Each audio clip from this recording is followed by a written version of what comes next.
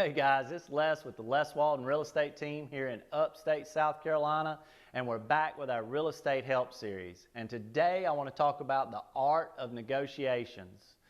Negotiations are the most important part of a real estate transaction, and they involve tons of psychology. So let's start with the buyer.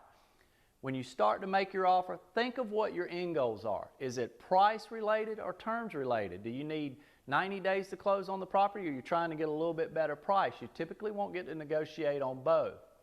When you ask for concessions, concessions are closing costs, seller paid repairs. That is money out of the seller's pocket. A quick example is if the property is listed for $200,000, you make an offer of $190,000, you ask the seller to pay $5,000 in closing costs on your behalf, you only offered that seller $185,000 for that home.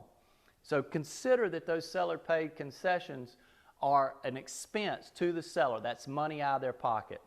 The third thing, and probably the most important thing, is that there is a fine line between making an offer that offends someone and an offer that gets you the best deal possible. If you make that offer that offends someone, they shut down on you, their emotions get involved, and the likelihood of you putting together a favorable deal gets smaller. So be careful with that initial offer. You don't want to offend them. Now let's move over to the seller side just for a minute. Please do not get offended, Mr. Seller, at the buyer's offer. Every buyer tries to get the best possible deal they can get. It's human nature. They're going to do it. The next thing is most buyers start at one number to try to end up at another number. And it's typically somewhere in between. So again, you've got a chance.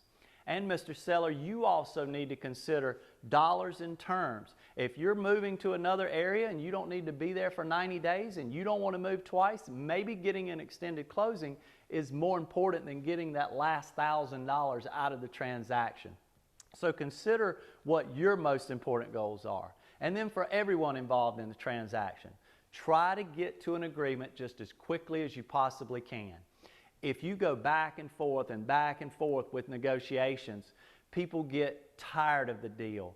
They have remorse. They're not as interested anymore. They talk themselves out of it. So get to that deal quickly, make it happen, and everybody will be happier about the transaction.